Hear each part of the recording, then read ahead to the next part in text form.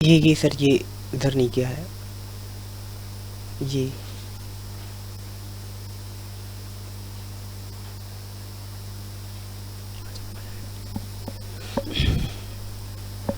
Welcome in commerce academy, welcome back. हम लोग पढ़ रहे हैं पार्टनरशिप, और पार्टनरशिप में हम लोगों का पहला फाउंडेशन चैप्टर कंप्लीट हो चुका है, फंडामेंटल का पार्ट।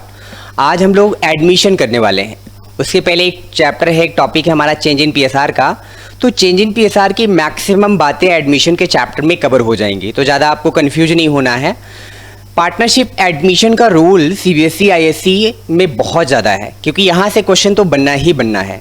तो आज की क्लास में हम लोग पार्टनरशिप एडमिशन का पार्ट हम लोग देखने चल रहे हैं। टॉपिक को शुरू करने से पहले हम आपको बता दें कि हमारी 1 सितंबर से आज 31 अगस्त है, कल से हमारी नई बैच स्टार्ट हो रही है, new batch for class 11th and class 12th। और ये जो बैच हमारी स्टार्ट हो रही है, ये बिल्कुल बेसिक से स्टार्ट हो रही है। तो आप जो लोग हमारे साथ इस वीडियो को देख रहे हैं, अगर आप हमारी बैच को ज्वाइन करना चाहते हैं तो यूट्यूब पर हमें लाइक, सब्सक्राइब और कमेंट्स करते रहें, फॉलो भी करें।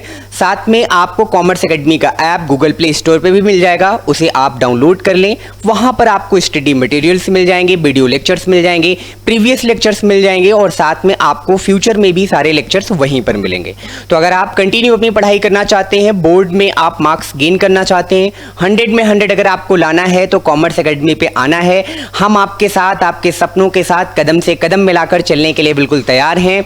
मार्च तक हम आपकी तैयारी में पूरा सहयोग हम आपके साथ करने वाले हैं। तो प्लीज़ लग जाइए, तन मन धन से लग जाइए, सारी चीज़ें अवॉइड कर दीजिए और बिल्कुल पढ़ाई में लग जाइए।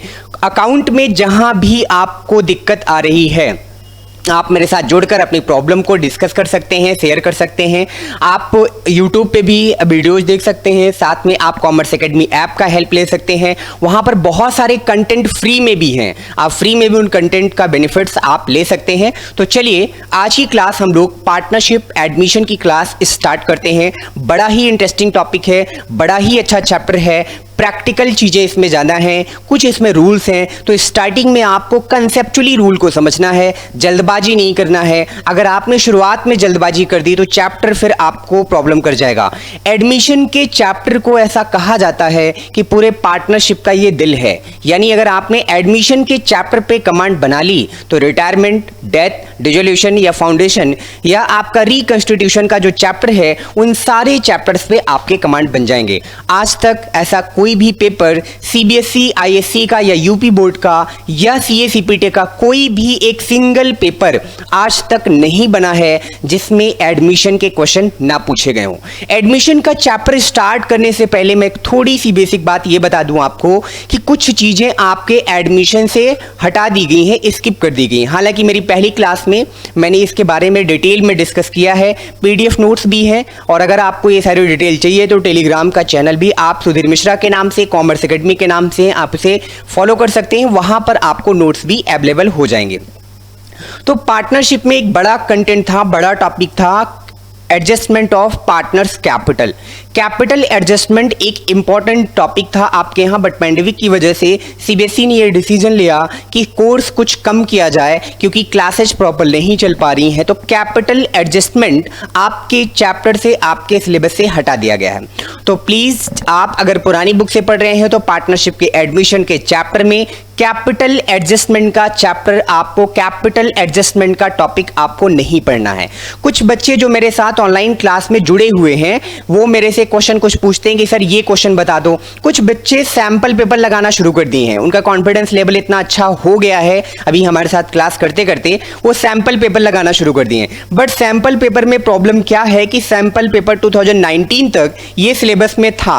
जब वो क्वेश्चन लगाना शुरू करते हैं तो उनको पता ही नहीं चलता है कि इसमें कैपिटल एडजस्टमेंट दिया हुआ है या नहीं दिया हुआ है। वो क्वेश्चन लगाना शुरू करते हैं, क्वेश्चन में फंस जाते हैं, फिर वो हमें मैसेज करते हैं सर ये क्वेश्चन हमसे लग नहीं रहा है। तो फिर उनको हम बताते हैं कि बेटा इसमें कैपिटल एडजस्टमेंट का पार्ट है, कैपिटल एडजस्टमेंट 2020 वाले सिलेबस से स्किप कर दिया गया है, जो आपको पढ़ना नहीं है। तो प्लीज सिलेबस से अपडेट रहिए। जब तक सिलेबस से अपडेट आप नहीं रहेंगे तब तक आप टू द पॉइंट मेहनत नहीं कर पाएंगे। चलिए आज की क्लास में एडमिशन का चैप्टर शुरू करते हैं, और एडमिशन के चैप्टर के साथ आपको ये बताते हैं कि क्या इंपॉर्टेंस है और क्या क्या चीज़ें हैं इस टॉपिक में। एडमिशन के चैप्टर में आपको ये भी ध्यान रखना है कि इसके जो कंटेंट हैं, स्पेशली जो थ्योरेटिकल पार्ट है, रूल्स जो है वो आपको बहुत अच्छे से क्लियर होने चाहिए। सर मेरे माइंड में ये प्रश्न आ रहा है, ये क्वेश्चन हमारे दिमाग में बन रहा है कि पार्टनर का एडमिशन हम कराते क्यों हैं। तो देखिए, पार्टनरशिप एक्ट 1932 कहता है मिनिमम पार्टनर 2 होंगे, मैक्सिमम पार्टनर 50 होंगे। लेकिन सर अगर आप बैंकिंग बिजनेस करते हैं, फाइनेंस सेक्टर में आप काम करते हैं, तो मैक्सिमम पार्टनर आपके 20 होंगे।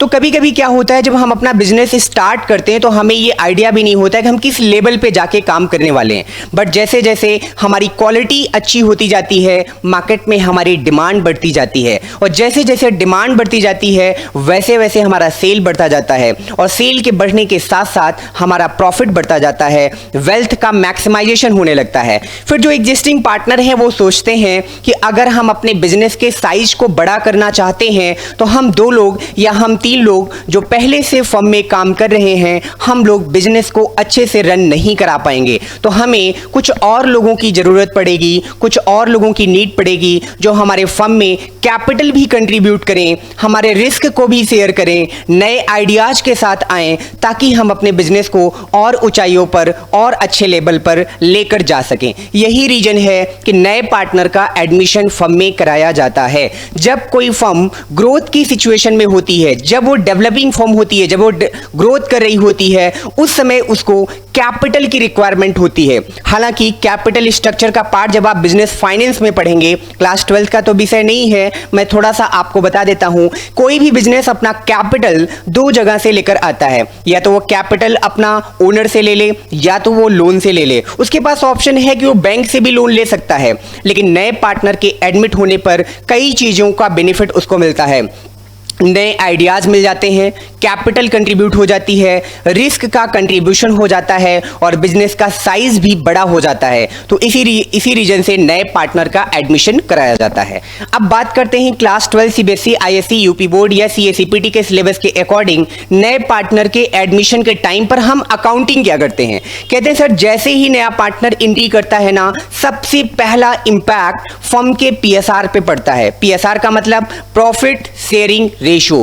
प्रॉफिट शेयरिंग रेशियो तुरंत चेंज हो जाता है। जैसे पहले पुराने पार्टनर ए और बी थे, ए और बी अपना पीएसआर 3:2 के रेशियो में बांटते थे। जैसे ही नया पार्टनर एंट्री करता है, सबसे पहला इंपैक्ट उनके प्रॉफिट को बांटने वाले शेयर पे पड़ता है, यानी उनका पीएसआर चेंज हो जाता है। तो सर इसका मतलब सबसे पहला पॉइंट हम लोगों को न्यू पीएसआर का पढ़ना पड़ेगा। चलिए हम आपको बताते हैं कि इस चैप्टर में हम लोग क्या क्या पढ़ने वाले हैं।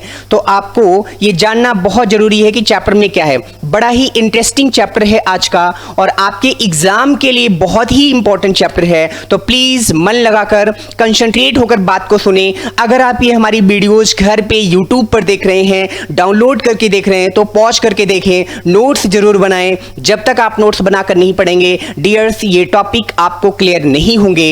एग्जाम में इस चैप्टर की इंपॉर्टेंस उतनी ही है जितनी हमारी बॉडी में ब्लड की इंपॉर्टेंट है। यानी अगर इस चैप्टर को आपने स्किप कर दिया, मैं आपको गारंटी देता हूं आप पार्टनरशिप का एक भी क्वेश्चन अटेम्प्ट नहीं कर पाएंगे। तो प्लीज बिल्कुल कंसंट्रेट होकर, फोकस्ड होकर इस टॉपिक को, इस चैप्टर को आप हमारे साथ कवर करिए।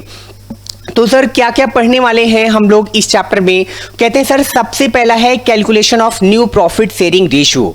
सर सबसे पहले तो इस चैप्टर में हम लोग न्यू पीएसआर पढ़ेंगे। मैंने आपको रीजन भी बताया, नया पार्टनर फर्म में आएगा तो सबसे पहले पीएसआर चेंज होगा। सर क्यों चेंज होगा पीएसआर? बिल्कुल चेंज होगा भाई, क्योंकि जब नया पार्टनर आएगा तो वो भी प्रॉफिट में हिस्सा मांगेगा। 2 पुराने पार्टनर पहले से प्रॉफिट अपना डिस्ट्रीब्यूट कर रहे थे, अब नए पार्टनर 3 हो जाएंगे। टोटल पार्टनर जब 3 हो जाएंगे तो उनका प्रॉफिट का रेशियो भी चेंज हो जाएगा। ठीक है सर, न्यू पीएसआर को निकालने के 4 केसेज हैं आपके यहां पर। ये कॉम्पिटिटिव एग्जाम में भी बहुत पूछा जाता है। पार्टनरशिप साझेदारी करके आप एसएससी, बैंक, रेलवे, कहीं भी आप कोई भी एग्जाम दे रहे हैं तो वहां पर आपसे साझेदारी करके वहां से रेशियो के क्वेश्चंस आपसे जरूर पूछे जाते हैं। तो आप इस टॉपिक को खूब अच्छे से पढ़ें। इन फ्यूचर अगर आपको कोई कॉम्पिटिटिव एग्जाम भी देना पड़े तो आपको टॉपिक में प्रॉब्लम ना आए। तो न्यू रेशियो पे डिटेल में आज करेंगे हम लोग, उस पर प्रैक्टिकल क्वेश्चन भी हम आपको बताने वाले हैं। ओके सर, सेकंड पॉइंट है हमारा सैक्रिफाइसिंग रेशियो। कहते हैं सर पहला पॉइंट जो है वो पॉइंट था हमारा, क्या पॉइंट था हमारा? न्यू रेशियो का। दूसरा पॉइंट हमारा कौन सा था? Sacrificing ratio. तो सैक्रिफाइसिंग रेशियो में हम लोग क्या पढ़ने वाले हैं? सर सैक्रिफाइसिंग रेशियो क्या होता है पहले ये तो बताइए। कहते हैं सर नए पार्टनर के आने पर पुराने पार्टनर या हम कहें एग्जिस्टिंग पार्टनर अपने शेयर में से कुछ पार्ट नए पार्टनर के लिए सैक्रिफाइस करते हैं। फिर से मैं रिपीट करता हूं, कहते हैं सर जब नए पार्टनर की एंट्री फर्म में होती है तो उस समय पुराने पार्टनर्स को नए पार्टनर के लिए अपने प्रॉफिट का कुछ पार्ट सरेंडर करना पड़ता है, सैक्रिफाइस करना पड़ता है, और एग्जिस्टिंग पार्टनर जिस रेशियो में अपना शेयर न्यू पार्टनर के लिए सरेंडर करते हैं या सैक्रिफाइस करते हैं उसी को हम लोग सैक्रिफाइजिंग रेशियो कहते हैं। बहुत आसान है, old ratio minus new ratio equal to sacrificing ratio. बेटा जब आप क्वेश्चन करोगे ना, 2 क्वेश्चन 4 क्वेश्चन करते ही आपको बिल्कुल फॉर्मूला याद हो जाएगा। मैं आपको पूरे एडमिशन में गारंटी देता हूं, मैं कोई भी कंसेप्ट आपको लर्न नहीं कराऊंगा, मैं आपको कंसेप्ट ऐसा सिखाऊंगा कि क्वेश्चन करते करते कब आपको कंसेप्ट लर्न हो जाएगा आपको पता भी नहीं चलेगा। गारंटी है आप इस क्लास को पूरा कंप्लीट क्लास आज की आप देखेंगे तो आपको पार्टनरशिप के एडमिशन के चैप्टर में क्लास 12 के इंपॉर्टेंट टॉपिक में कहीं कोई प्रॉब्लम नहीं आएगी। चलिए सर, तो पहला पॉइंट आपने बताया सर न्यू रेशियो निकालना पड़ेगा, दूसरा पॉइंट आपने बताया सैक्रिफाइजिंग रेशियो का कैलकुलेशन करना पड़ेगा। ठीक है, थर्ड पॉइंट पे आ जाते हैं। कहते हैं सर थर्ड पॉइंट में हमें काम करना पड़ेगा किस रेशियो में, थर्ड पॉइंट पे हमें काम करना पड़ेगा, रेशियो नहीं होगा, थर्ड पॉइंट होगा हमारा गुडविल का कंसेप्ट ऑफ गुडविल। ये सर क्या होती है, बहुत इंपॉर्टेंट चैप्टर है, बहुत इंपॉर्टेंट टॉपिक है। टीजीटी पीजीटी या जितने भी टीचिंग के एग्जाम है, यूजीसी नेट, सीएसीपीटी, आईपीसीसी इंटर में भी, सीएमए फाउंडेशन और आपका सीएस फाउंडेशन में भी ये खूब टॉपिक पूछा जाता है। बड़ा ही इंटरेस्टिंग टॉपिक है। यानी अगर हम कहें तो कॉमर्स में अगर गुडविल की बात ना हो तो कॉमर्स अधूरा है। वैसे ही जैसे अगर हम क्रिकेट की बात करें और क्रिकेट में सचिन तेंदुलकर की बात ना करें तो फिर समझ लीजिए हमारा क्रिकेट अधूरा है। सेम वैसे ही अगर हम पार्टनरशिप में गुडविल की बात ना करें तो फिर समझिए कि हमने पार्टनरशिप की बात ही नहीं की। गुडविल क्या है, गुडविल का मतलब सर होता है name and fame of the business, reputation of the business. जब कोई बिजनेस मार्केट में अपने काम में, अपने गुड्स में, अपने सर्विस में क्वालिटी प्रोवाइड करता है तो मार्केट में ऑटोमेटिकली उसकी क्वालिटी की वजह से उसकी डिमांड बढ़ने लगती है। जब सर उसकी डिमांड बढ़ने लगती है तो उसकी सेल बढ़ने लगती है, और जब सर उसकी सेल बढ़ने लगती है तो उसका प्रॉफिट बढ़ने लगता है। जब सर उसका प्रॉफिट बढ़ने लगता है तो उसका वेल्थ मैक्सिमाइज होने लगता है। जब उसका वेल्थ मैक्सिमाइज होने लगता है तो ऑटोमेटिकली मार्केट में उसकी एक रेपुटेशन क्रिएट हो जाती है। उसी रेपुटेशन को हम लोग गुडविल कहते हैं। जैसे आज की डेट में हम आपसे कहते हैं रिलायंस, रिलायंस का नाम लेते ही आप समझ जाते हैं कि सर आप मुकेश अंबानी की कंपनी की बात करें। ये उस कंपनी के नेम एंड फेम की गुडविल है। Name and fame of the business is known as goodwill. Sir इस गुडविल का कंसेप्ट क्या है डिटेल में हम पढ़ेंगे अभी। इसके बाद अभी हम आपको ऑर्डर बता देंगे क्या क्या हम लोग पढ़ने वाले हैं। कंसेप्ट ऑफ गुडविल के बाद क्या पढ़ेंगे हम लोग कंसेप्ट ऑफ गुडविल के बाद पढ़ने वाले हैं concept of revaluation, revaluation of assets and liability पढ़ेंगे। गुडविल के बाद हम लोग revaluation of assets and liability पढ़ेंगे। उसके बाद का कंसेप्ट हमारा होगा concept of accumulated profit and accumulated loss. क्या होता है, कैसे इसकी अकाउंटिंग होती है, वो डिटेल में आज की क्लास में हम आपको बताने वाले हैं। प्रीवियस क्लास में मैंने आपसे डिस्कस किया था कि अगर मेरी वॉइस आपको मींस अगर मेरी स्पीड आपको ज्यादा लगती है माय डियर्स तो कमेंट में आप जरूर बताएं, क्योंकि मैं 1B कम्युनिकेशन में हूं। शायद इस प्लेटफॉर्म में मैं अभी नया हूं। मैं ऑफलाइन क्लासेज में लास्ट 7 ईयर से मैं लखनऊ में ले रहा हूं। यहां इस प्लेटफॉर्म पे मैं नया हूं तो हो सकता है कहीं पर ये चीजें हों, बट डे टू डे मैं इस पे काम कर रहा हूं। मैं चाहता हूं कि मैं आपकी समस्त समस्याओं का समाधान निकाल सकूं ताकि 2021 का जो मिशन है 100/100 वो आप आराम से अचीव कर सकें हमारे साथ। चलिए तो सर कंसेप्ट ऑफ रिवैल्यूएशन हम लोग पढ़ेंगे। कंसेप्ट ऑफ रिवैल्यूएशन के बाद कंसेप्ट ऑफ एक्यूमुलेटेड प्रॉफिट और एक्यूमुलेटेड लॉस का कंसेप्ट पढ़ेंगे। क्या होता है, कैसे इसकी अकाउंटिंग करते हैं, क्या क्या चीजें इसमें कवर होती हैं, जनरल एंट्री का क्या रोल है। और जितने टॉपिक मैं आपको बता रहा हूं बेटा ये एक्चुअली में पार्टनरशिप एडमिशन, पार्टनरशिप रिटायरमेंट और आपका साथ में डेथ, इन सब में ये कॉमन टॉपिक है। सर एक बार पढ़ना है और पूरे पार्टनरशिप में इनको यूज करना है, अप्लाई करना है। सर इससे अच्छी बात क्या हो सकती है कि कंसेप्ट को एक बार पढ़ा जाए और हर चैप्टर में वो कॉमन हो जाए। हाँ जी बिल्कुल यही है, इसलिए आपको बहुत मन लगाकर ये चैप्टर पढ़ना है। इसीलिए हमने आपसे शुरुआत में भी कहा कि इस चैप्टर की इंपॉर्टेंस आपके एग्जाम में ज्यादा है। उसके बाद सर क्या है, सर उसके बाद है आपके यहाँ पर एडजस्टमेंट ऑफ कैपिटल, जो आज की डेट में आपकी सिलेबस से हटा दिया गया है। तो सर फिर से आप एक बार मुझे रिमाइंड करा दें ताकि हम लोगों को प्रॉब्लम ना हो एग्जाम में क्वेश्चन करते समय कि क्या क्या चीजें हमें पढ़नी है, या घर पे हमें स्टडी करते समय ये प्रॉब्लम ना आए कि क्या क्या पॉइंट्स हम लोगों को पढ़ना है और क्या पॉइंट्स हम लोगों को नहीं पढ़ना है। तो हमने आपसे कहा अकाउंटिंग ट्रीटमेंट, इस चैप्टर की जब हम अकाउंटिंग की बात करेंगे तो अकाउंटिंग ट्रीटमेंट में क्या क्या पढ़ने वाले हैं। तो अकाउंटिंग ट्रीटमेंट में पहला पॉइंट है हम लोगों का न्यू प्रॉफिट शेयरिंग रेशियो। ठीक है सर, न्यू पीएसआर क्यों निकालेंगे, मैंने आपको रीजन भी बता दिया कि न्यू पीएसआर क्यों निकालेंगे। Point number 1, calculation of new ratio. Sir ये सबसे पहले हम लोगों को एडमिशन में निकालना पड़ेगा। इसके टोटल 4 केसेस हैं, बड़े ही इंपॉर्टेंट हैं। एक्चुअली ना हम जब 10th पास आउट होते हैं तो 11th में कॉमर्स 90% स्टूडेंट इसलिए लेते हैं, कहते हैं सर हमारी मैथ अच्छी नहीं थी, फिजिक्स समझ नहीं आती थी, केमिस्ट्री पढ़ते थे तो सर नींद आती थी, तो फिर मुझे दिखाई दिया कॉमर्स, तो हमारी उम्मीद जगी, हमने कहा बस यही ले लेते हैं, यहीं से हमारा उद्धार होने वाला है। लेकिन कॉमर्स में भी थोड़ी बहुत मैथमेटिक्स के पार्ट आपको पढ़ने पड़ेंगे। स्टैटिक्स पूरी बुक है, बीकॉम सेकेंड ईयर में भी है, सीपीटी में भी है, क्लास 11th में भी है, तो आपको स्टैटिक्स में भी मैथ पढ़नी पड़ती है। तो पढ़ाई एक ऐसी चीज है उसमें आप अपनी मर्जी नहीं चला सकते कि मुझे ये नहीं पसंद तो ये पढ़ना, मुझे ये नहीं पसंद तो ये नहीं पढ़ना। आप अपने लाइफ का पहले एक मिशन बनाइए कि मुझे बनना क्या है। और अगर आपने कहा सर मुझे सीए बनना है, चार्टर्ड अकाउंटेंट बनना है, मुझे कंपनी सेक्रेटरी सीएस बनना है, हमें सीएमए बनना है, या सर हमें आईएएस ऑफिसर बनना है, या सर हमें एमबीए करना है, तो फिर आप अपने मिशन के लिए जो कुछ भी पढ़ना पड़े, जितनी भी मेहनत करना पड़े, जितने भी सैक्रिफाइसेस करने पड़े, लग जाइए। और अगर आप वो सैक्रिफाइसेस करने के लिए तैयार हैं तो मिशन, वो लक्ष्य आपका अपना हो जाएगा। एक दिन जरूर आप उस मिशन को आप प्राप्त करेंगे। लेकिन आप सपने तो देखते हैं, आपने पढ़ा होगा इफ चैप्टर करके एक है, उसमें रुडयार्ड किपलिंग एक बहुत अच्छे राइटर हैं, उन्होंने कहा if you think but think is not your master. आप केवल सोचते हैं लेकिन आप पूरे दिन सोचते ही रह जाते हैं, तो फिर आप डियर कुछ भी गेन करने वाले नहीं हैं। मैं आज की क्लास में एक बार आप सभी क्लास 12th के, स्पेशली क्लास 12th के सीबीएसई आईएससी 2021 के बोर्ड स्टूडेंट से मैं रिक्वेस्ट करता हूं कि माय डियर्स आप अपने घर में अपना टाइम टेबल्स जरूर बना लें। टाइम टेबल के अकॉर्डिंग आप पढ़ाई करें। मॉर्निंग में आप मेडिटेशन, योगा जरूर करें, आपकी पढ़ाई में आपको बहुत हेल्प करेगा, आपको स्ट्रेसलेस रखेगा।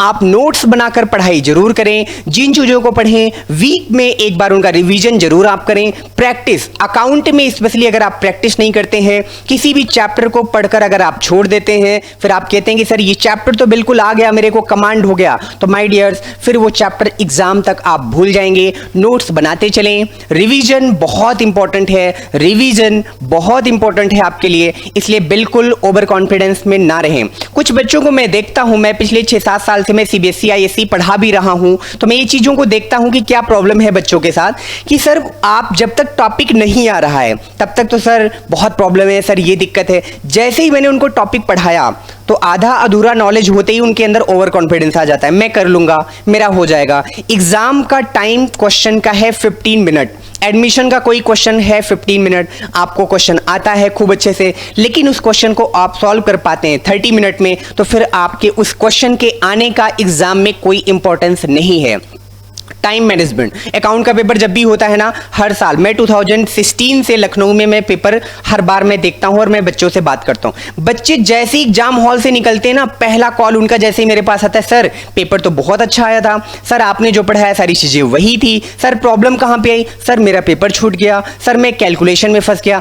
अकाउंट के चैप्टर में, अकाउंट के सब्जेक्ट में मैं आपसे 2 चीजों को लेकर विनम्र निवेदन करूंगा, रिक्वेस्ट करूंगा, प्लीज आप कैलकुलेटर का सीबीएसई के बच्चे यूज ना करें।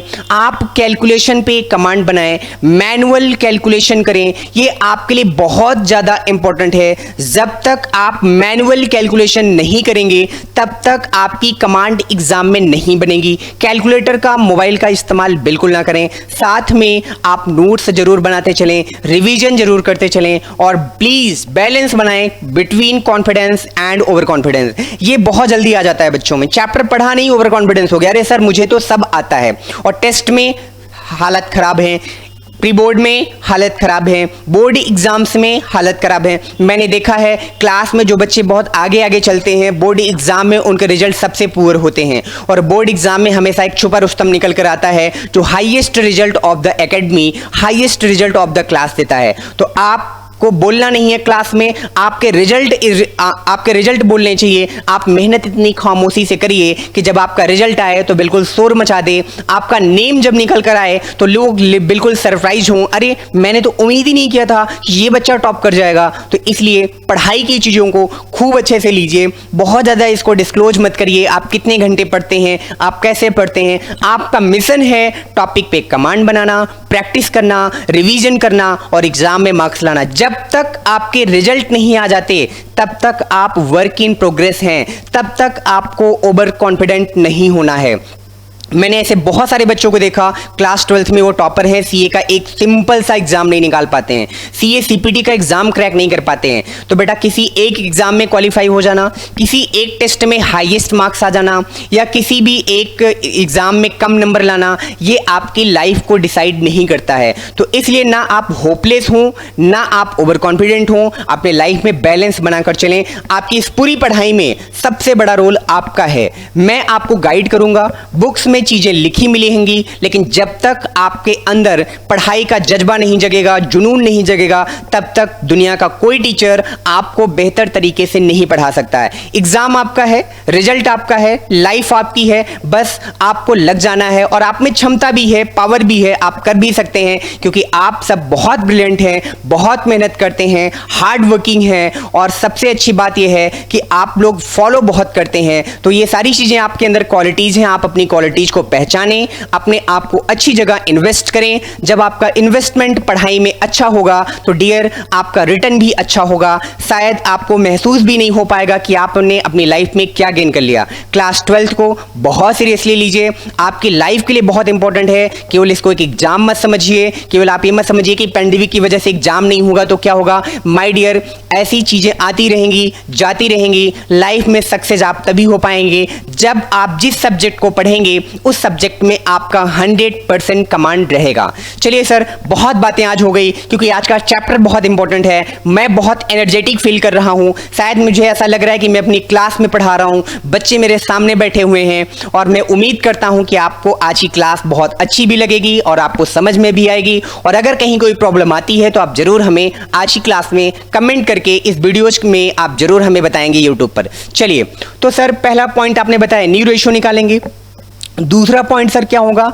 दूसरा पॉइंट होगा सैक्रिफाइजिंग रेशियो। सैक्रिफाइजिंग रेशियो हम लोगों को पढ़ना पड़ेगा। ठीक है सर, दूसरा पॉइंट हम लोग सैक्रिफाइजिंग रेशियो पढ़ेंगे। तीसरा पॉइंट हम लोग क्या पढ़ने वाले हैं? तो तीसरा पॉइंट चाहे हम एडजस्टमेंट ऑफ गुडविल, लेकिन मैं पहले रिवैल्यूएशन पढ़ाऊंगा, फिर मैं आपको गुडविल पढ़ाने वाला हूं। तो मैं यहां पे लिख देता हूं, तीसरा पॉइंट हम आपको पढ़ाने वाले हैं adjustment of revaluation account. Revaluation account जिसका इंपॉर्टेंस बहुत ज़्यादा है, हर चैप्टर में कॉमन है। मैं आपको ऐसा पढ़ाऊंगा इस टॉपिक को तो बिल्कुल ये टॉपिक आपके ब्लड में आ जाएगा। यानी आप ब्लड टेस्ट कराओगे तो उसमें से आपका ABC या नहीं निकलेगा, O नहीं निकलेगा, उसमें रिवैल्यूएशन निकलेगा, गारंटी है। बस आप मेरे साथ जुड़े रहिए, बने रहिए, क्लासेज को देखते रहिए, रेगुलर क्लास देखते रहिए, आपको बिल्कुल बातें आपको समझ में आएंगी। पॉइंट नंबर 4 हम आपको पढ़ाएंगे adjustment of goodwill. Adjustment of goodwill, sir नाम तो बहुत सुना है इस गुडविल का। आज हम लोग इस गुडविल पे इतना काम करेंगे कि एक दिन हमारी भी गुडविल मार्केट में बन जाएगी। और जब रिजल्ट आएगा तो बिल्कुल बनेगी। लोग ढूंढेंगे, लोग पूछेंगे कि ये छुपा रुस्तम कहाँ था, कैसे इसने अपना इतना अच्छा रिजल्ट लाया। तो ये गुडविल पे पढ़ेंगे और गुडविल बनाएंगे भी। और एक दिन ऐसा भी आएगा कि वर्ल्ड, दुनिया, ये सब कुछ हमें हमारे नाम से, हमारे फेम से हमें जानेगी। उसके लिए हमें हार्डवर्क की जरूरत है और आज से कमिटमेंट करना है कि हार्डवर्क हमें कंटिन्यू करना है जब तक हमारी अपनी खुद की गुडविल ना बन जाए। चलिए सर, आप कहते हैं तो हम लोग जरूर हार्डवर्क करेंगे। गुडविल के बाद हम लोग क्या पढ़ने वाले हैं? गुडविल के बाद हम लोग पढ़ने वाले हैं adjustment of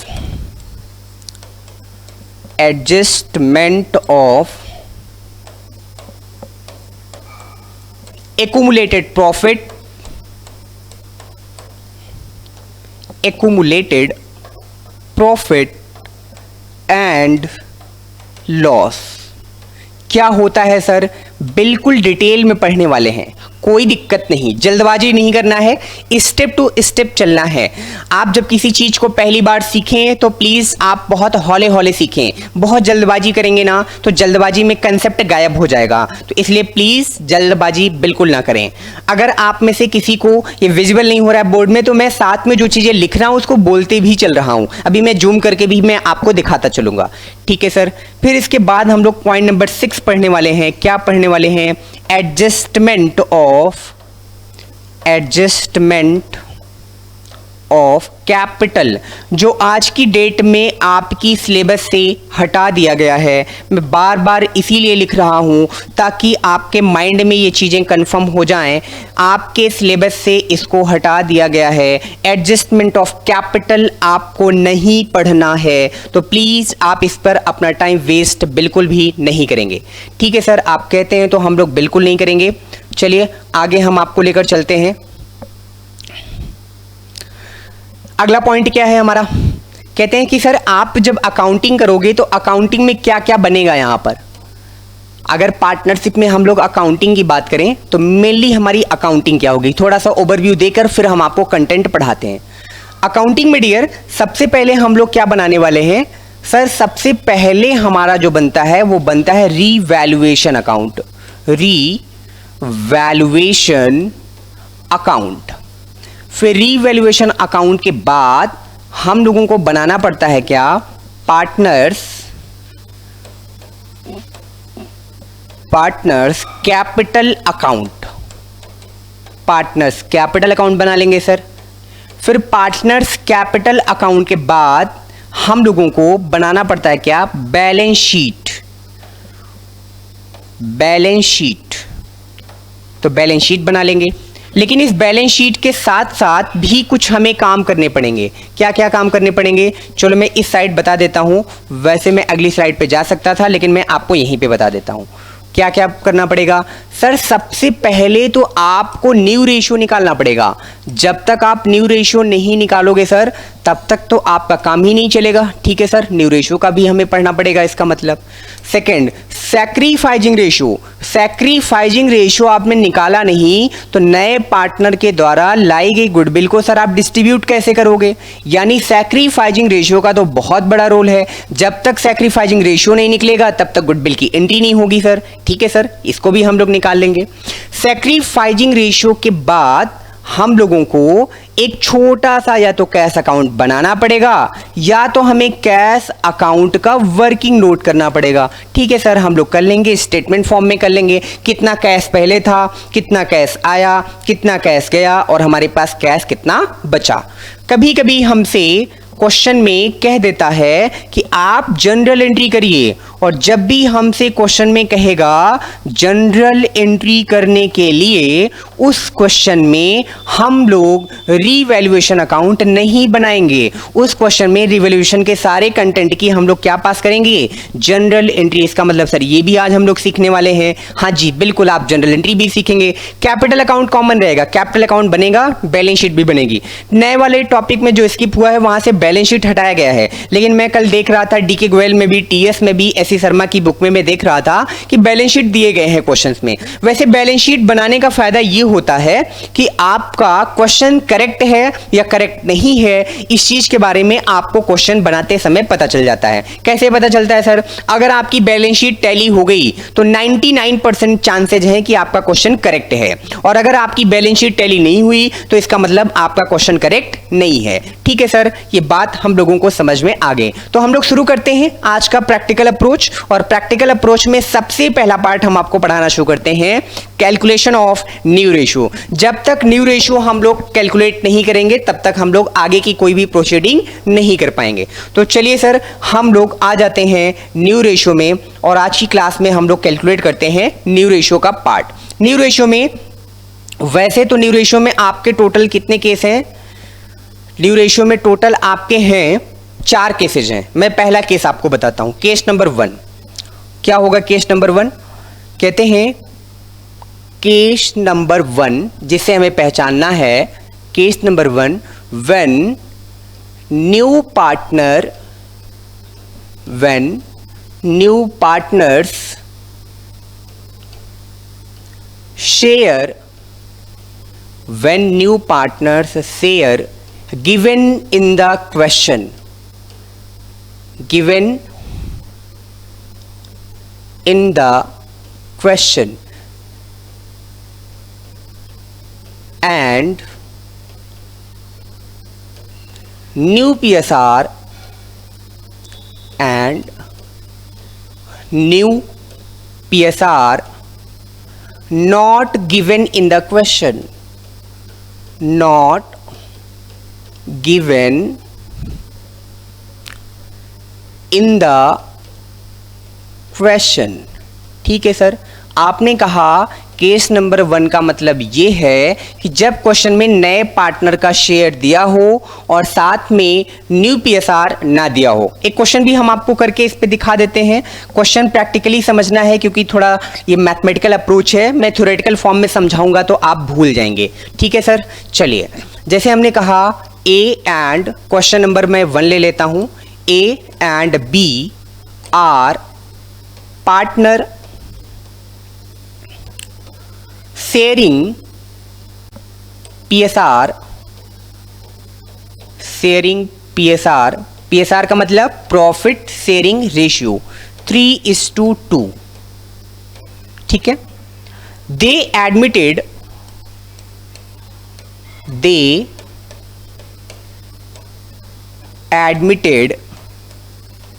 C as a new partner,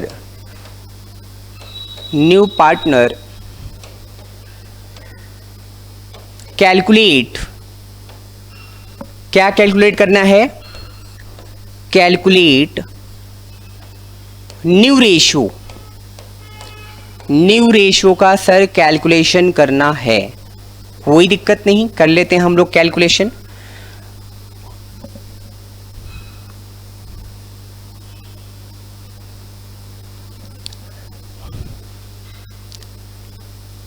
यहां आपको केवल क्वेश्चन समझना है।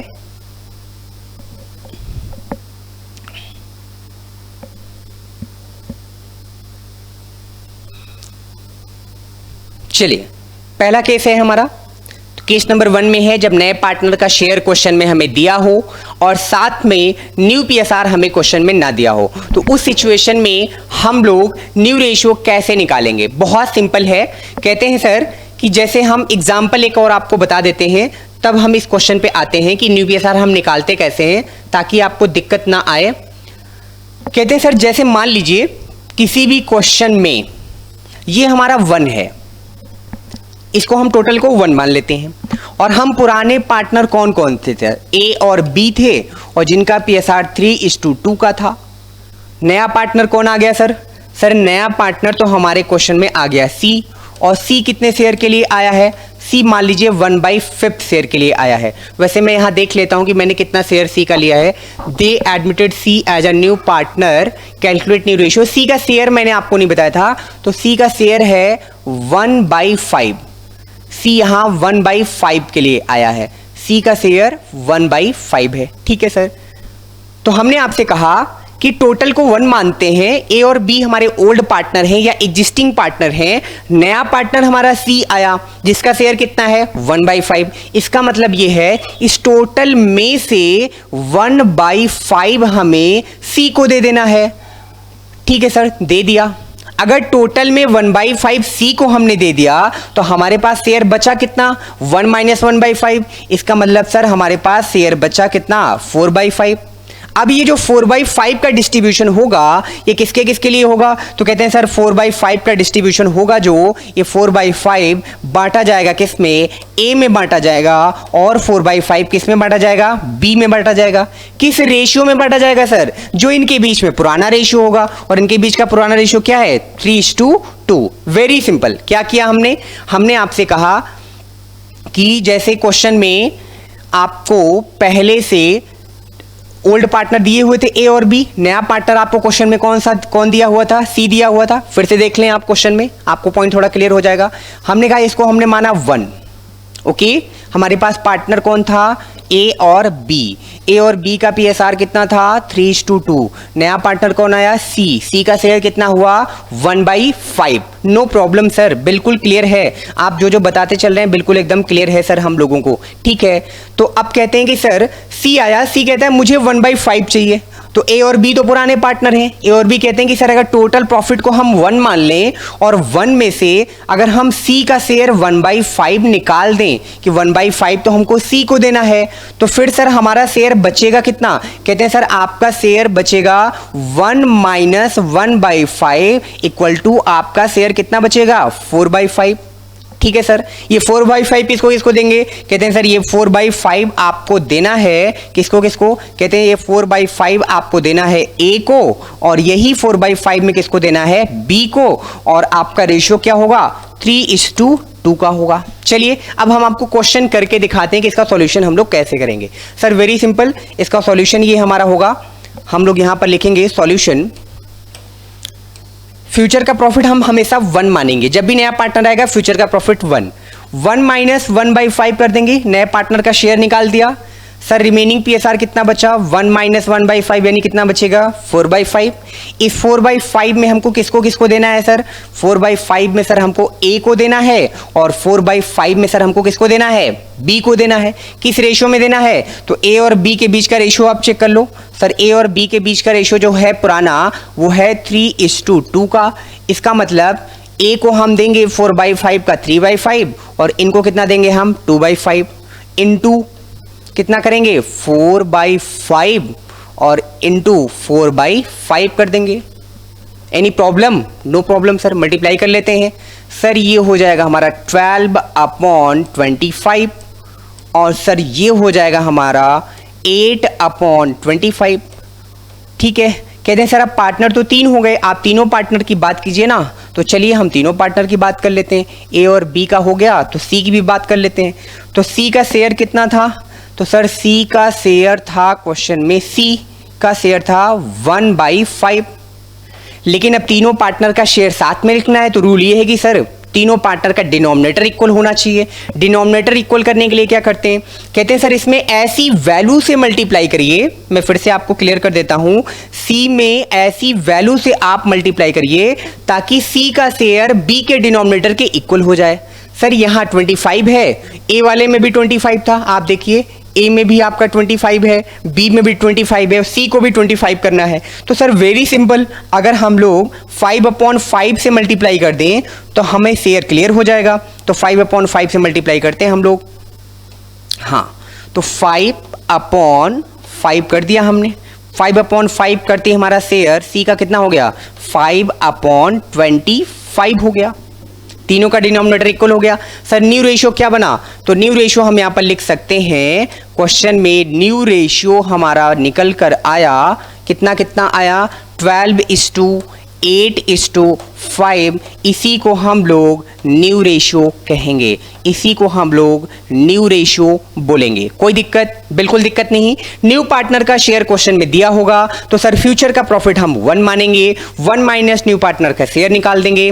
जो बैलेंस शेयर हमारे पास बचेगा उसको हम एग्जिस्टिंग पार्टनर में एग्जिस्टिंग रेशियो में मल्टीप्लाई करके उनको हम दे देंगे। फिर जो नया पार्टनर होगा उसका शेयर लिखेंगे, डिनोमिनेटर इक्वल कराएंगे, और जो रेशियो निकल कर आएगा वही रेशियो हमारे लिए न्यू रेशियो कहलाएगा। कहीं कोई दिक्कत नहीं, क्लास 2 की वर्किंग है, बहुत आसान है, बस आप अटेम्प्ट करके तो देखिए। मैथमेटिक्स के नाम से जो हवा बना रखा है, अरे सर ये तो रेशियो है, ये तो होगा ही नहीं। और माय डियर जब तक आप रेशियो नहीं निकालोगे तब तक एडमिशन का क्वेश्चन अटेम्प्ट नहीं होगा, और एडमिशन का क्वेश्चन एग्जाम में हर हाल में आना है। तो इसलिए आपको मेहनत करनी है, और अभी टाइम भी है। अक्टूबर नवंबर के बाद, स्पेशली नवंबर के बाद आपके ऊपर वर्कलोड इतना होगा, आपको सारे सब्जेक्ट कवर करने। 5 सब्जेक्ट आपके हैं, इकोनॉमिक्स भी पढ़ना है, बिजनेस स्टडी भी पढ़ना है, अकाउंट भी पढ़ना है आपको, साथ में हिंदी, आईपी, इंग्लिश, जो भी आपके सब्जेक्ट हैं उनको भी कवर करना है। वहां पर आप सभी के वर्कलोड ज्यादा हो जाएंगे। तो प्लीज आप अभी ज्यादा प्रैक्टिस करें।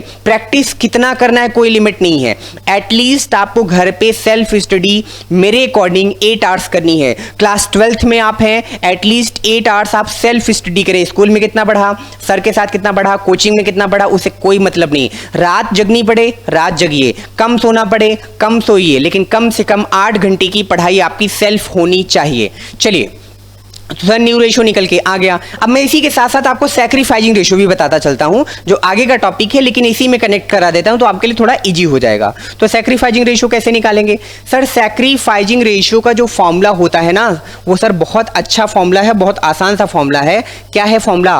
Old ratio minus new ratio. मैंने यहां पर लिखा सैक्रिफाइजिंग रेशियो, यहां पर लिखा सैक्रिफाइजिंग रेशियो, और सैक्रिफाइजिंग रेशियो का फॉर्मूला हमारा बना, क्या बना? Old ratio minus new ratio, old ratio minus new ratio.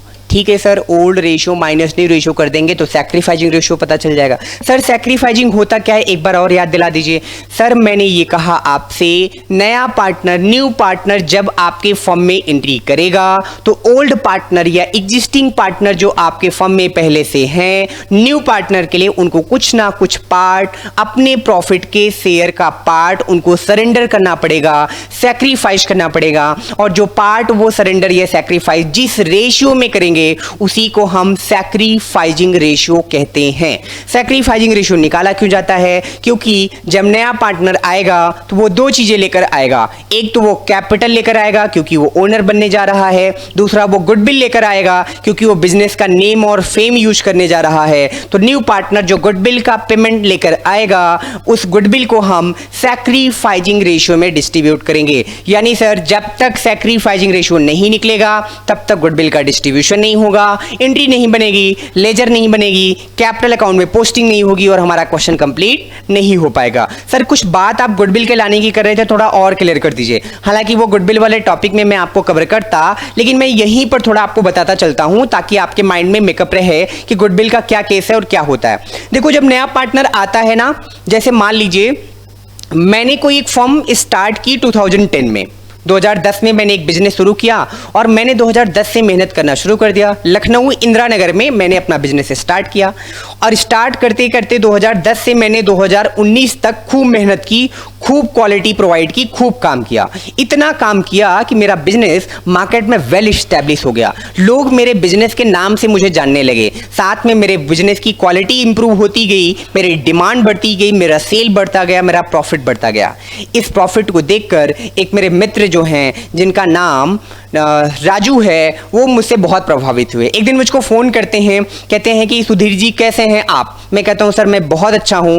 और वो कहते हैं सर मुझे आपसे कुछ ना बात करनी है। मैंने कहा सर बताइए। बोले सर आपका बिजनेस बहुत अच्छा चल रहा है और मैं गॉड से प्रे करता हूं कि ये बिजनेस ऐसे चलता रहे, लेकिन मैं सर चाहता हूं ना कि आपके बिजनेस में मैं भी पार्टिसिपेट करूं। मैंने कहा सर वेलकम है, आ जाइए, मुझे पार्टनर की जरूरत भी है। राजू तुरंत तैयार हो जाते हैं, कहते हैं सर बिजनेस में आते समय कुछ लाना है क्या? मैंने कहा सर सिंपल सी बात है, किसी बिजनेस को चलाओगे तो कैपिटल तो लाना ही पड़ेगा। बोले सर उसके लिए तो मैं तैयार हूं, कैपिटल तो मुझे देनी ही है, बस आप मुझे बता दो कितनी कैपिटल देनी है। मैंने कहा सर देखो सिंपल सी बात है, जितनी कैपिटल आप दोगे उसके हिसाब से हम आपको प्रॉफिट देने वाले हैं। राजू कहते हैं ठीक है सर, हम बिजनेस में आ रहे हैं, कैपिटल लेकर आ रहे हैं। राजू बिल्कुल तैयारी के साथ कैपिटल लेकर बिजनेस में पहुंच गए। लेकिन कैपिटल लेकर जब वो बिजनेस में पहुंचे तो मैंने राजू से कहा कि राजू, जो बिजनेस में आप आज पार्टनर बनने जा रहे हो, जिसके आप कल से ओनर कहलाओगे, जिसका कॉमन सील आप यूज करोगे, जिसके नाम पर आप मार्केट में अपना नेम एंड फेम बनाओगे, उस नेम को बनाने में मैंने 10 साल लगा दिए,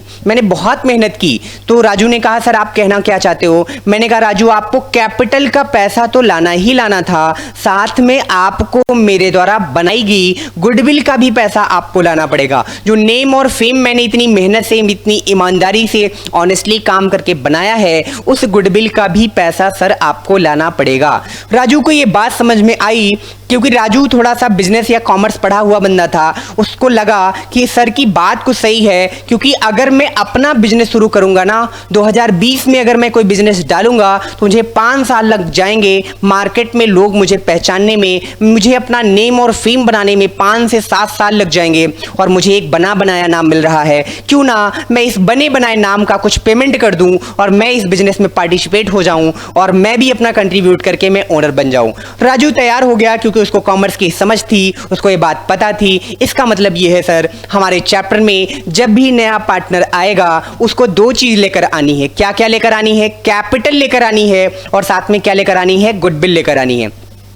ठीक है सर, नया पार्टनर जो गुडविल लेकर आया उस गुडविल को क्या करेंगे हम सर? उस गुडविल को हम ओल्ड पार्टनर में डिस्ट्रीब्यूट कर देंगे। सर ओल्ड पार्टनर में क्यों डिस्ट्रीब्यूट करेंगे? क्योंकि वो गुडविल ओल्ड पार्टनर्स ने बनाई है, वो नेम और फेम ओल्ड पार्टनर्स ने ही कमाया है। जब ओल्ड और पार्टनर ने ही उस नेम फेम को बनाया है और कमाया है तो न्यू पार्टनर के द्वारा लाई गई गुडविल को ओल्ड पार्टनर्स में ही हम लोग डिस्ट्रीब्यूट कर देंगे। सर रेशियो क्या होगा?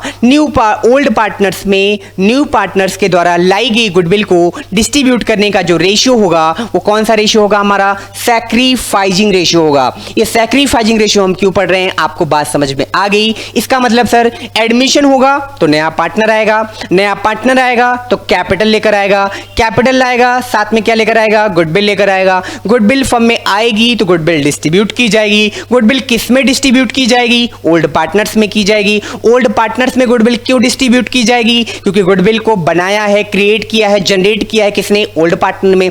किस रेशियो में गुडविल को डिस्ट्रीब्यूट करेंगे ओल्ड पार्टनर में? तो वो रेशियो हमारा कौन सा होगा? सैक्रिफाइजिंग रेशियो होगा। यानी बिना सैक्रिफाइजिंग रेशियो के हमारा एडमिशन का क्वेश्चन कंप्लीट नहीं हो पाएगा। इसका मतलब सर हमें सैक्रिफाइजिंग रेशियो निकालना ही पड़ेगा। चलिए तो आगे चलते हैं, सैक्रिफाइजिंग रेशियो की कहानी सुनते हैं। सैक्रिफाइजिंग रेशियो में आप देखेंगे तो क्या फॉर्मूला बना? Old ratio minus new ratio. अच्छा सर सैक्रिफाइजिंग रेशियो निकालेंगे किसका? एबीसी तीनों का निकालेंगे? बिल्कुल नहीं।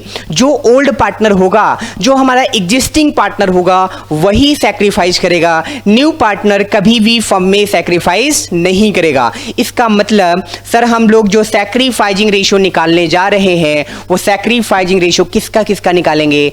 ए का निकालेंगे और सर किसका निकालेंगे? बी का निकालेंगे। ए का ओल्ड रेशियो था 3/5, बी का ओल्ड रेशियो था कितना? 2/5। माइनस करेंगे इसमें से, क्या माइनस करेंगे? New ratio. और न्यू रेशियो कितना है तो देख लेते हैं हम लोग न्यू रेशियो कितना है। वैसे तो हम लोगों ने यहां निकाल रखा है न्यू रेशियो 12:8:5। न्यू रेशियो के बारे में ध्यान रखेंगे। आप कॉमर्स के स्टूडेंट हैं, मैं बहुत बेसिक बात बता रहा हूं, बहुत ही बेसिक बात। ये क्लास 12th में पढ़ने वाले बच्चे को पता होना चाहिए। क्लास 10th में आपने सभी ने पढ़ा। जब भी रेशियो 12:8:5 लिखा होगा आपको 12 + 8 + 5 करना है और डिनोमिनेटर में टोटल लिखना है। 12 + 8 20 + 5 25, यानी आपका रेशियो बना 12/12 कितना बन जाएगा रेशियो? 25। ये देखिए इनका रेशियो बनेगा 12/25। अगर मैं बी का रेशियो कहूं तो कितना बन जाएगा? 8/25। सी का रेशियो कितना बन जाएगा? 5/25। बिल्कुल बेसिक से मैं बता रहा हूं क्योंकि बेटा मुझे पता है आप क्लास 12th में आए हैं जरूर, लेकिन आपको मैथमेटिक्स से बहुत प्रॉब्लम है। कुछ बच्चे हैं मेरे साथ जो कॉमर्स विद मैथ लेके पढ़ रहे हैं और आपको बता दें कि क्लास 12 तक आपको मैथ पढ़नी ही चाहिए मेरे हिसाब से। क्लास 12 तक अगर आप मैथ पढ़ते हैं तो आपका फ्यूचर थोड़ा ब्राइट है। आपको चीजें फ्यूचर में प्रॉब्लम नहीं करेंगी क्योंकि आप चाहे CACPT करो वहां पे आपको फिर से मैथ दोबारा पढ़नी है। कंपटीशन एग्जाम की तैयारी करोगे मैथ पढ़नी ही पढ़नी है। बीकॉम ऑनर्स में आपके मैथ नहीं है 12th में तो बीकॉम ऑनर्स आपको नहीं मिलेगा। दिल्ली यूनिवर्सिटी कहती है सर अगर आपने 12th में मैथ नहीं लिया है हम आपको बीकॉम ऑनर्स देने वाले नहीं है, नॉर्मल कोर्स दे देंगे। BHU कहता है हम नॉर्मल बीकॉम कराते ही नहीं है, हम आपको जो है बीकॉम ऑनर्स कराते हैं, उसके लिए आपका 12th में मैथ होना जरूरी है। यूपी में हमारी 4 सेंट्रल यूनिवर्सिटी हैं, जैसे आपका BHU है, इलाहाबाद यूनिवर्सिटी है, अलीगढ़ यूनिवर्सिटी है, साथ में डॉक्टर भीमराव अंबेडकर यूनिवर्सिटी है। ये 4 आपकी सेंट्रल यूनिवर्सिटियां हैं। सेंट्रल यूनिवर्सिटीज में जब आप जाएंगे तो वहां पर मैथ की इंपॉर्टेंस आपके लिए रहेगी। चलिए आपने नहीं लिया है तो अफसोस मत जताइए, साथ में वक्त मिले तो पढ़ते रहिए। सबसे पहले तो रेशियो पे कमांड बनाइए ताकि लगे ही ना कहीं से कि आप कॉमर्स में मैथ के स्टूडेंट नहीं हैं। मैं आपको ऐसा पढ़ाऊंगा कि आपको प्रॉब्लम नहीं आएगी। मैंने कहा रेशियो 12:8:5 लिखा है तो जब आप रेशियो लिखोगे तो क्या करोगे? डिनोमिनेटर में वैल्यू प्लस कर दोगे। 12 + 8 + 5 12/25, 8/25 5/25। हमको क्या चाहिए? ए और बी का न्यू रेशियो। सर मिल गया, ए और बी का न्यू रेशियो हम लोगों को मिल चुका है। तो इसका मतलब इनका रेशियो कितना था सर? इनका रेशियो है 12/25, इनका रेशियो है कितना 8/25। आप एलसीएम भी ले सकते हैं और आप मल्टीप्लाई भी कर सकते हैं, दोनों ऑप्शन आपके पास है। लेकिन मेरे पास ऐसे ऐसे नॉर्मल बच्चे हैं, ऐसे बच्चे हैं जो कहेंगे सर एलसीएम आपने बताया मुझे समझ नहीं आया, मैं एक क्वेश्चन एलसीएम पे भी कराऊंगा, एक क्वेश्चन मल्टीप्लाई पे भी मैं करा दे रहा हूं। तो आपको सिंपल क्या करना है, 25 और इंटू 5 कर देना है, तो कितना हो जाएगा 125। और फिर आपको क्या करना है 25 इंटू 3 कर देना है, तो कितना हो जाएगा 75 हो जाएगा। माइनस 5 इंटू 12 करना है, तो कितना हो जाएगा 60 हो जाएगा। और ये कितना आएगा 15/125 आ जाएगा।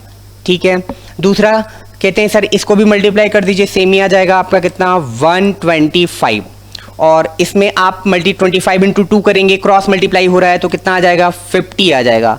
और 5 इंटू 8 करेंगे तो कितना आ जाएगा 40 आ जाएगा। और टोटल कितना 10/125 आ जाएगा। राइट, अब क्या करेंगे सर, अब हम यहाँ डिनोमिनेटर इक्वल है तो लिखेंगे सैक्रिफाइजिंग रेशियो इक्वल टू 15:10। और इसको सिंप्लीफाई करेंगे तो हमारा रेशियो क्या निकलेगा 3:2। और ये हमारा बनकर निकल आएगा क्या सैक्रिफाइजिंग रेशियो। बहुत आसान है सर, इसका मतलब हम लोगों को क्या करना है old ratio minus new ratio करना है। और जैसे ही हम लोग old ratio minus new ratio करेंगे हम लोगों को तुरंत वहां पर सैक्रिफाइजिंग रेशियो मिल जाएगा। यूज कितना है, इंपॉर्टेंस कितना है, मैंने आज की क्लास में आपको बता दिया। इसलिए प्लीज आप इस टॉपिक को, इस लेक्चर को देखें और बार बार इसको आप लोग रिपीट करें। बड़ी ही इंपॉर्टेंट बात अब मैं आपको बताने चल रहा हूं, वो बात इसलिए इंपॉर्टेंट है ताकि आपको सैक्रिफाइजिंग रेशियो ना निकालना पड़े। वो क्या बात है कि सर अगर आपको क्वेश्चन में, नोट में यहां पे लिख रहा हूं, नोट क्या लिख रहा हूं मैं आपको, नोट में बड़ी इंपॉर्टेंट बात एग्जाम के लिए मैं आपको बता रहा हूं, when new partners share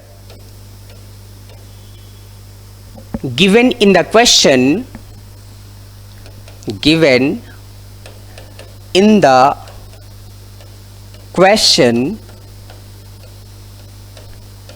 and new ratio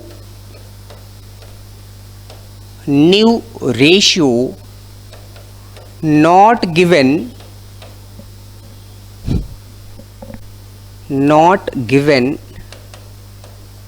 in the question,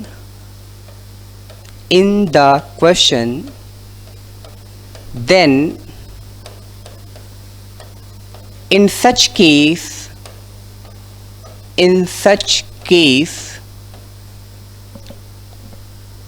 old ratio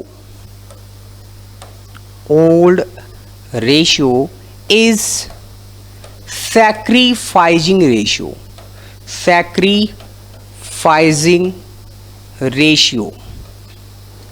old ratio is sacrificing ratio. बड़ा ही इंपॉर्टेंट पॉइंट मैंने आपको बताया कि अगर क्वेश्चन में आपको न्यू रेशियो दिया है और साथ में आपके क्वेश्चन में, अगर आपके क्वेश्चन में न्यू रेशियो नहीं दिया है, न्यू पार्टनर का केवल शेयर दिया है, तो उस केस में जो आपका ओल्ड रेशियो होगा वही सैक्रिफाइसिंग रेशियो बन जाएगा। यानी फिर आपको सैक्रिफाइसिंग रेशियो कैलकुलेट करने की जरूरत नहीं है। मैं आपको चेक करा देता हूं। ये देखिए इस क्वेश्चन में आपका सैक्रिफाइसिंग रेशियो कितना आया।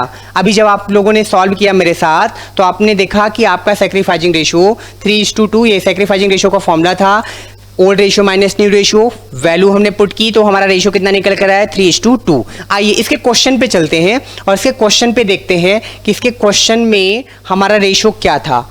तो इसका क्वेश्चन हमें कहाँ मिल जाएगा, सैक्रिफाइसिंग रेशियो, हाँ इसी में क्वेश्चन हमें मिलना चाहिए, इसी में मिलना चाहिए क्वेश्चन हमें। चेक करिए आपको क्वेश्चन में ओल्ड रेशियो आपका क्या था।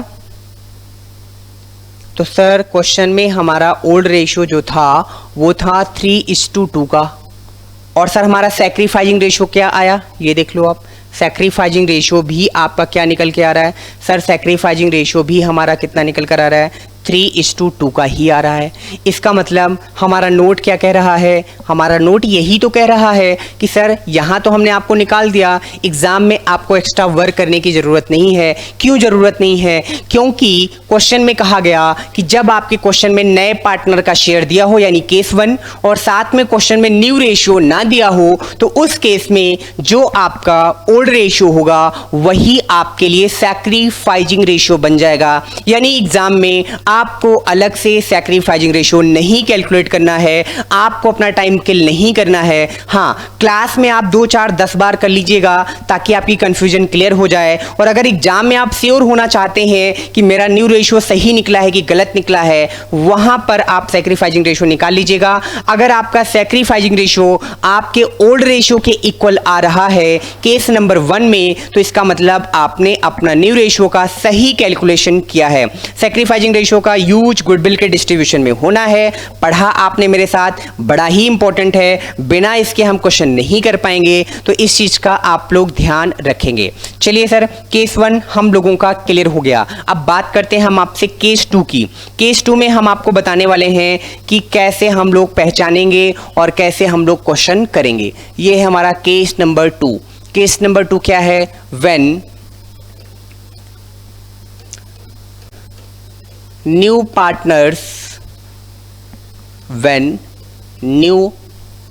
partners share given in the question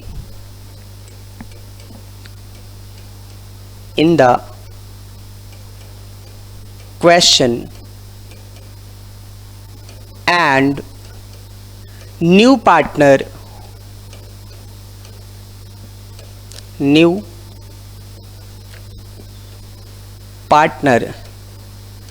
acquire यानी परचेज करना या लेना, टेक एक्वायर हिज शेयर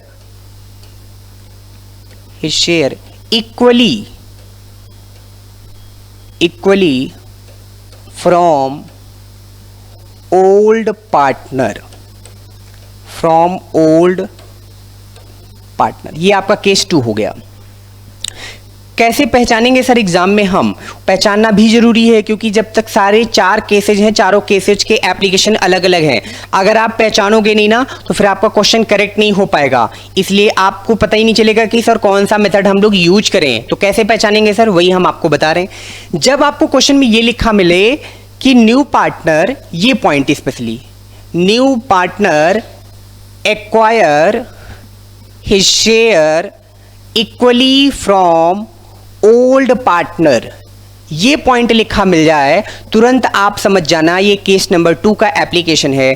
कैसे सॉल्व होगा वो हम लोग अभी अपनी क्लास में थोड़ी देर में देखेंगे, लेकिन अभी आपको ये समझना है कि केस 1 केस 2 में क्या डिफरेंस है। केस 1 में न्यू पार्टनर का शेयर दिया होगा और कुछ नहीं होगा। केस 2 में न्यू पार्टनर का शेयर दिया होगा, साथ में ये लिखा होगा कि न्यू पार्टनर अपना शेयर इक्वली एक्वायर करेगा किससे? ओल्ड पार्टनर से। क्वेश्चन करके हम आपको दिखाते हैं क्वेश्चन कैसे होगा। तो आज का क्वेश्चन नंबर 2 लिखा होगा जैसे क्वेश्चन में, ए बी आर पार्टनर या were partner in a firm sharing PSR 3:2. They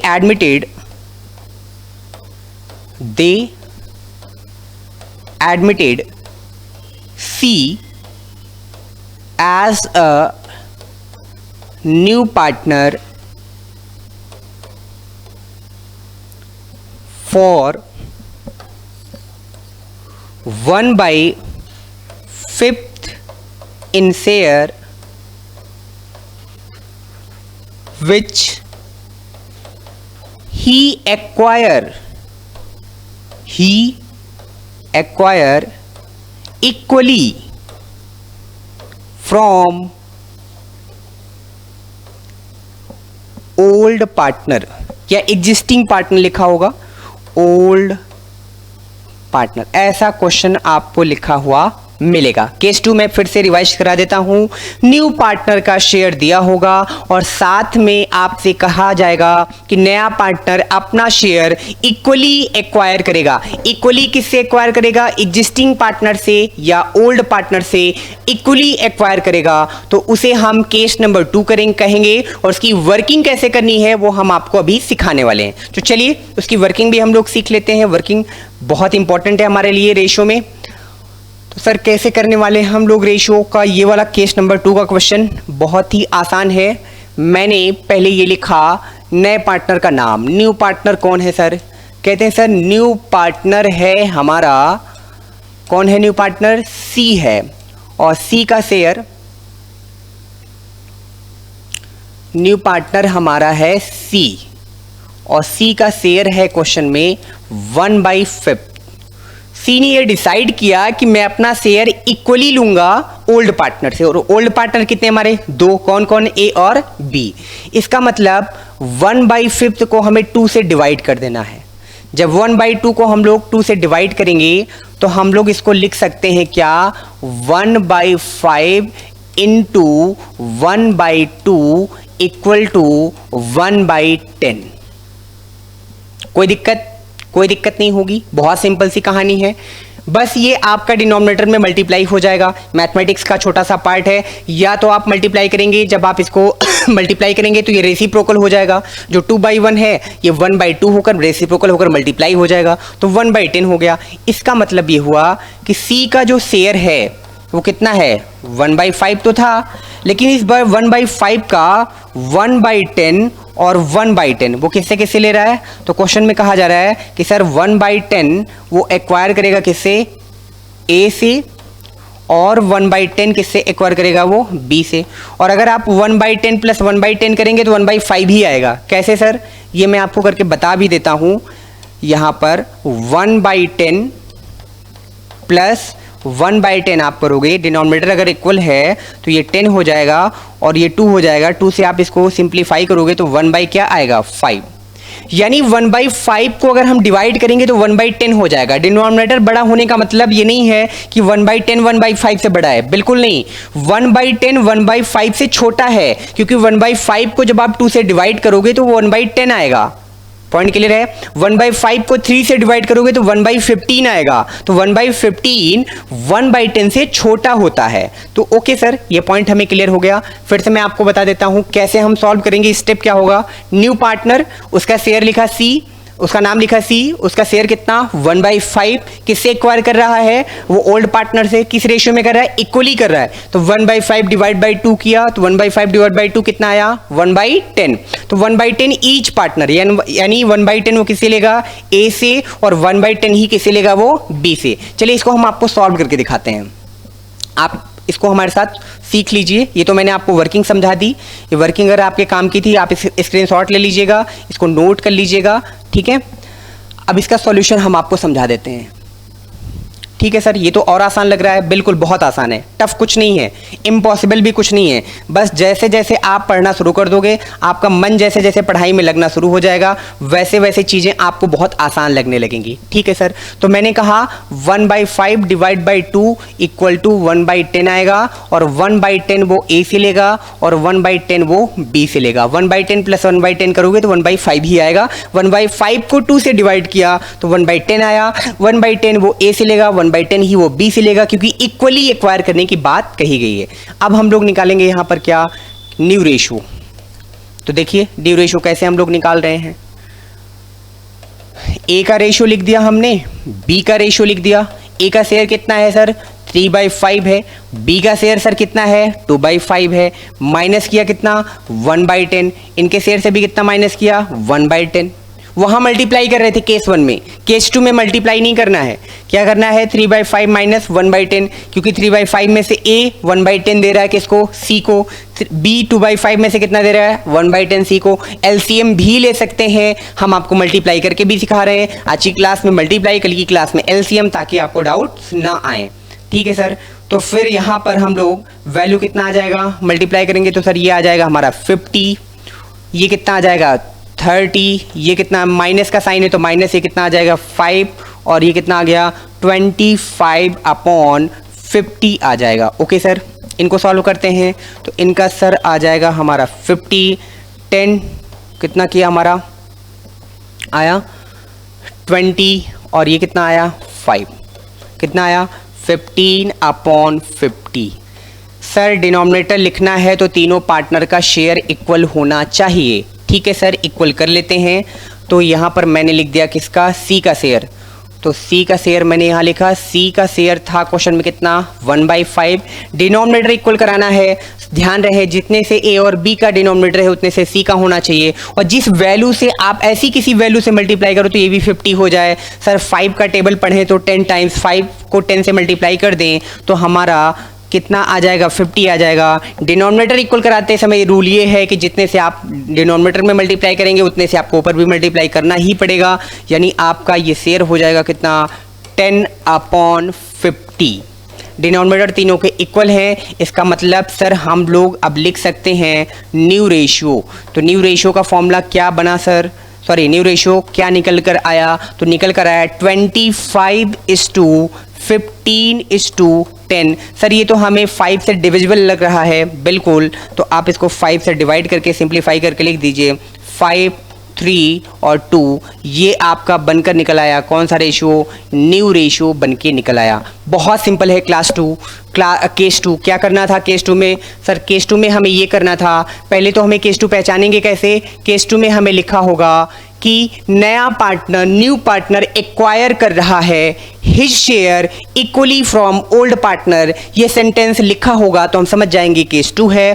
case 2 को सॉल्व सर कैसे करना है, तो सबसे पहले हम लोग न्यू पार्टनर लिखेंगे, उसका नाम लिखेंगे, उसका शेयर लिखेंगे, जितने हमारे ओल्ड पार्टनर होंगे। मान लीजिए हमारे पास ABC होता और हमारे यहाँ D आ रहा होता तो हम यहाँ पर 3 से डिवाइड कर रहे होते। जितने हमारे ओल्ड पार्टनर होंगे उतने से हमें यहाँ डिवाइड करना है। इस क्वेश्चन में 2 थे तो हमने 2 से डिवाइड किया। अगर हमारे ओल्ड पार्टनर 3 होते तो हम उसको 3 से डिवाइड करते, तो हमने 3 से डिवाइड किया तो 1/10 आया, सॉरी 2 से डिवाइड किया तो 1/10 आया। 1/10 A का, 1/10 B का। केस A में ध्यान रखना है जितना A का आएगा उतना ही B का आएगा क्योंकि इक्वली एक्वायर हो रहा है। फिर न्यू रेशियो कैसे निकालेंगे, A का हमने ओल्ड रेशियो लिखा 3/5, B का 2/5, -1/10 -1/10। डिनोमिनेटर इक्वल कराया, डिनोमिनेटर इक्वल कराने पर जो रेशियो हमारा निकल कर आया कितना 5:3:2। सर इसी समय अगर आप हम लोगों को सैक्रिफाइसिंग रेशियो बता देते तो सर फिर आनंद कुछ और हो जाता और हम लोगों का काम थोड़ा सा इजी हो जाता। चलिए हम आपको सैक्रिफाइसिंग रेशियो भी बता देते हैं। सैक्रिफाइसिंग रेशियो का फॉर्मूला क्या था, याद करिए जल्दी से। सैक्रिफाइसिंग रेशियो का फॉर्मूला, तो सर सैक्रिफाइसिंग रेशियो का फॉर्मूला था sacrificing ratio equal to old ratio minus क्या था आपका new ratio. Old ratio minus क्या था आपका न्यू रेशियो। ठीक है सर, ओल्ड रेशियो पार्टनर कौन कौन है, A और B है। A का पुराना रेशियो क्या था सर 3/5, B का ओल्ड रेशियो क्या था 2/5। न्यू रेशियो कितना है आपका, तो सर न्यू रेशियो है ये अभी हम लोगों ने निकाला 5:3:8:10, यानी हम इसको लिख सकते हैं 5/10 और इसको लिख सकते हैं हम कितना 3/10। तो सर इसको सॉल्व करेंगे तो सर ये आ जाएगा 50 और ये कितना आ जाएगा 30 - 25, 30 - 25।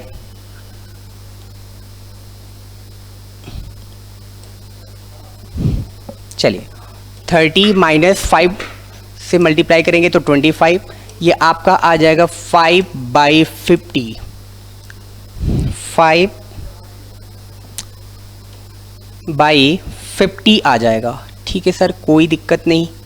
ऐसे हम लोग B का निकाल लेते हैं। B का कितना आएगा, तो सर ये भी आ जाएगा आपका 50, ये आपका आ जाएगा 20 और ये आपका आ जाएगा कितना 15, यानी ये भी आपका आ जाएगा 5/50। अब आप अगर सैक्रिफाइसिंग रेशियो निकालना चाहते हैं, लिखना चाहते हैं, तो सैक्रिफाइसिंग रेशियो इक्वल टू क्या लिखेंगे 5:5, जिसको आप क्या लिख सकते हैं 1:1। ये आपका कौन सा रेशियो बना, ये आपका बन गया सैक्रिफाइसिंग रेशियो। कौन सा रेशियो बना, सैक्रिफाइसिंग रेशियो। ठीक है सर, बिल्कुल कोई दिक्कत नहीं है, पॉइंट बिल्कुल क्लियर होता चल रहा है। अब ये आप यहाँ का इंपॉर्टेंट नोट देख लें, केस 1 का जैसे नोट था वैसे केस 2 का नोट है, बड़ा ही इंपॉर्टेंट नोट है। क्या है सुनेंगे। नोट 2 कहता है कि in case number 2 sacrificing ratio